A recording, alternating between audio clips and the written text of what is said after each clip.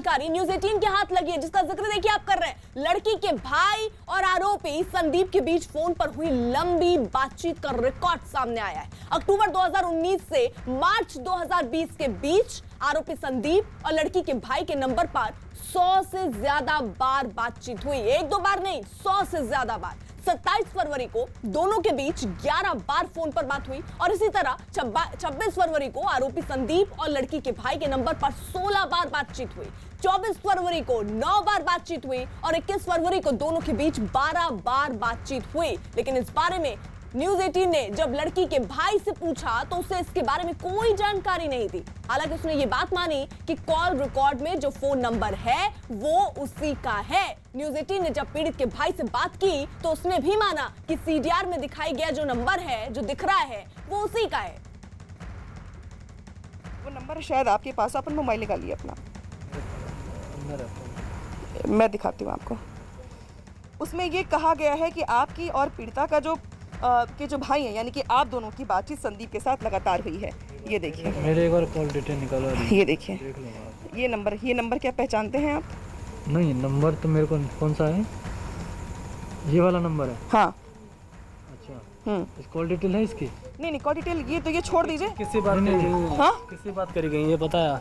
नहीं, किससे बात करी गई ये नहीं, लेकिन आप देखिए साफ साफ ये दोनों नंबर पहचानने की कोशिश करिए आप। ये नंबर किसका है? 98 के ये हमारा नंबर है। ये आपका नंबर है जी। अमित भी हमारे साथ, हमारे सहयोगी जुड़ चुके हैं, हाथरस में मौजूद है। अमित, पीड़ित के भाई से जब पूछा गया तो वो ये तो मान रहे हैं कि ये नंबर उन्हीं का है, लेकिन वो ये नहीं मान रहे हैं कि इसमें इतनी देर 100 बार बात हुई है।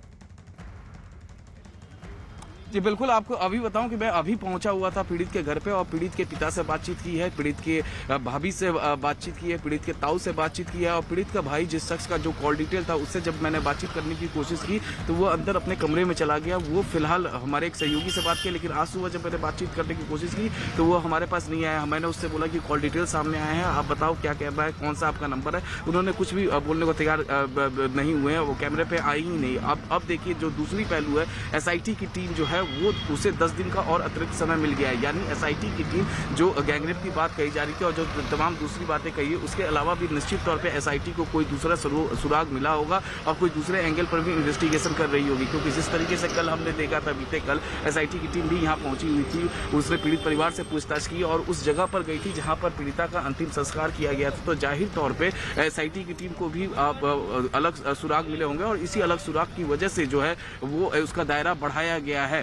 तो इसके अलावा जो आज हम 4:45 पे शाम को जो खुलासा करने वाले हैं, जिस तरीके से शुरुआती दौर में जो लोग इस मामले में पूरे शामिल थे उनकी जुबानी हम देखेंगे कि क्या है ये पूरा मामला, किस तरीके से ये मामला है। लेकिन वहीं एक दूसरा गुट जो गांव में मौजूद है वो लगातार पंचायत कर रहा है और वो जिस तरीके से आरोपी संदीप और उस पीड़िता का भाई संदीप। अमित, मेरा एक छोटा सा सवाल, क्या परिवार के अलावा गांव के किसी लोगों से आपकी बातचीत हुई है? संदीप और इनके मतलब जो पीड़िता भाई है उनके संबंध कैसे थे? क्या वो आपस में मिलते भी थे, दोस्ती थी, किस तरीके के संबंध थे?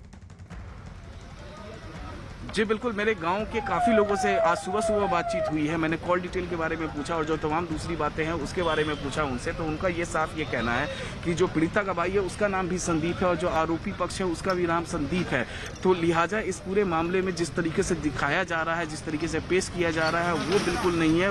गाँव वालों का साफ ये कहना है कि जो गाँव का एक गुट है कि इस पूरे मामले में इन्वेस्टिगेशन होना चाहिए और जिस तरीके से योगी सरकार ने CBI जाँच और नार्को टेस्ट के बारे में कहा है वो होना चाहिए। फिलहाल गांव वालों का आरोप है कि CBI जांच और नार्को टेस्ट से जो पीड़ित का परिवार है वो पीछे हट रहा है, लेकिन उनका गांव वालों का साफ मानना है कि और सवाल उठा रहे हैं कि वो क्यों पीछे हट रहे। जब मेरी पीड़ित परिवार से आज बातचीत हुई है, चाहे वो पिता हो, ताऊ हो, भाभी, उन सब का कहना है कि उन्हें इंसाफ चाहिए। अगर उनका नार्को टेस्ट भी होना है तो उन्हें कोर्ट का आदेश चाहिए, कोर्ट के आदेश के बाद ही वो नार्को टेस्ट करेंगे, ऐसा भाभी ने उनका दावा किया है हमारे कैमरे पर आज सुबह में।